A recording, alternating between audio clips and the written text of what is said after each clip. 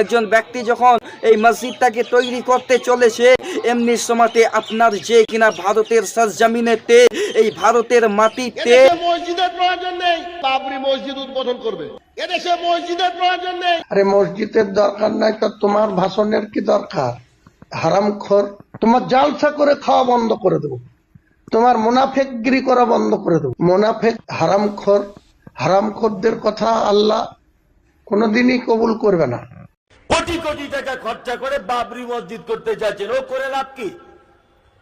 কিচ্ছু লাভ নেই, কিচ্ছু লাভ নেই। তাজুল, তোমার লেকচারের ধার ধারে না হুমায়ুন কবির। তুমি মুর্শিদাবাদে যেখানে জালসা করতে আসবা, তোমার সাথে ওই কথার কৈফিয়ত আমি নেবো, তারপরে তোমাকে ছাড়বো। দেখি তোমার পিছনে কে আছে, কটা লোক তোমাকে সাপোর্ট দেয়, দেখবো আমি। তোমার জালসা করে খাওয়া বন্ধ করে দেবো, তোমার মুনাফেকগিরি করা বন্ধ করে দেবো। মুনাফেকরা আবার আমাকে জ্ঞান দিচ্ছে যে এই করা উচিত না, এই করা উচিত না, কলেজ করুক, হসপিটাল করুক। আরে সরকার কিসের জন্য আছে? সরকার তো হসপিটাল করার জন্য আছে, সরকার তো কলেজ করার জন্য আছে, সরকার তো বিশ্ববিদ্যালয় করার জন্য আছে। এখানে একটা এত বড় জেলা, একটা মেডিকেল কলেজ আছে, তার পরিষেবা সারাদিন আপনারা যান, যে ভিজিট করুন। কটা মানুষ বিনা চিকিৎসায়, এক একটা রুগী দুটো বেডে, একটা বেডে দুটো করে রুগী, তিনটে করে রুগী শুয়ে রাখা হচ্ছে। সুস্থতা হওয়ার আগে তো আরো অসুস্থতা তার বেড়ে যাবে।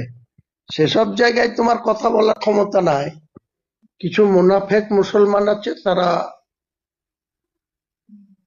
কি বলছে তাদের কথার আমার কাছে কোনো গুরুত্ব নেই। যেমন মুনতাজুল, উনি জালসা করে বেড়ান, মুসলিম সমাজের কোরআন হাদিসকে বিক্রি করে খান, কোরআন হাদিস থেকে উদ্ধৃত করে টাকার বিনিময়ে তিনি জালসা করে বেড়ান।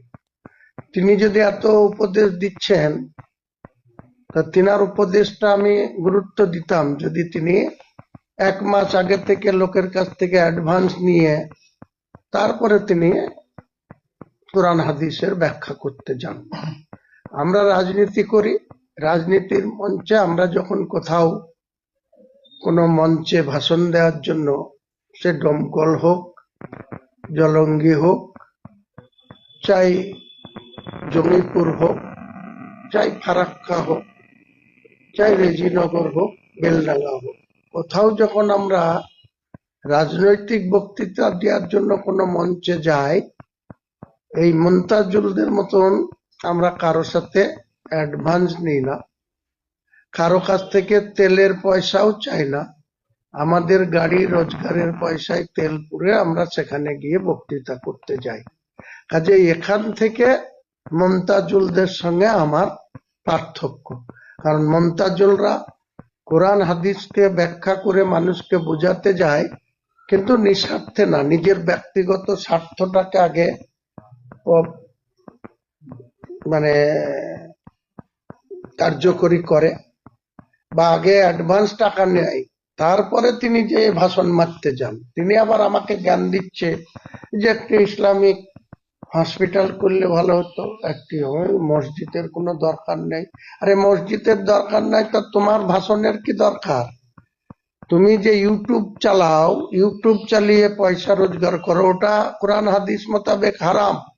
তুমি সেটা তো কাউকে প্রচার করো না বন্ধু, যে আমি হারাম খাই। হারামখোর, হারামখোরদের কথা আল্লাহ কোনোদিনই কবুল করবে না। মুমতাজুল ইসলাম আগে রাজমিস্ত্রির কাজ করত, পরের বউকে নিয়ে পালিয়েছে, পরের বউকে নিয়ে পালিয়েছে।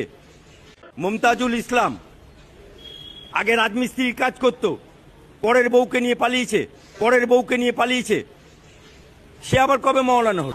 যে লোকটা জীবনে কোনোদিন মাওলানা হলো না, দাঁড়িয়ে রাখলি কি মাওলানা হয়ে গেল নাকি? হ্যাঁ, তুমি রাজমিস্ত্রির কাজ করতেই তোমার পাশে মাওলানা ডিগ্রি নেই। তোমার মাওলানা ডিগ্রিটা যদি দেখতে চাই বাংলার মানুষ, তুমি দেখাতে পারবে না, কারণ তুমি ইউ আর রাজমিস্ত্রি। তোমার বাপ ছিল রাজমিস্ত্রি, তোমার ভাই হচ্ছে রাজমিস্ত্রির জোগাড়ে।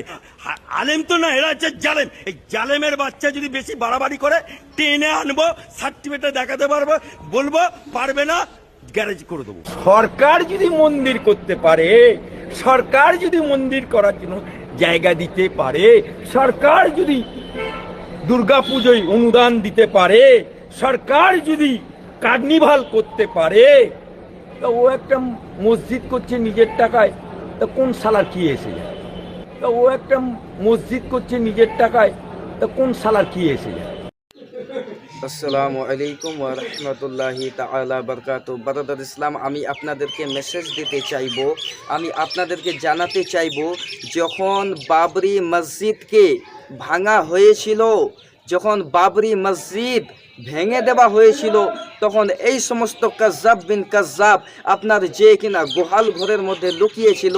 আর আজকে যখন বাবরি মসজিদটাকে বিধায়ক একজন ব্যক্তি যখন আপনার যে কিনা এই বাবরি মসজিদকে নির্মাণ করতে চলেছে, একজন ব্যক্তি যখন এই মসজিদটাকে তৈরি করতে চলেছে, এমনি সময়তে আপনার যে কিনা ভারতের সরজমিনেতে, এই ভারতের মাটিতে কিছু মৌলবীদের এলার্জি শুরু হয়ে গেছে। মুসলমান, এই ভারতের মাটিতে কিছু মৌলানাদের চুলকানি আরম্ভ হয়ে গেছে কি আরে বাবরি মসজিদ বানাতে চলেছে, এই বাবরি মসজিদটা কিসের জন্য বানাবে?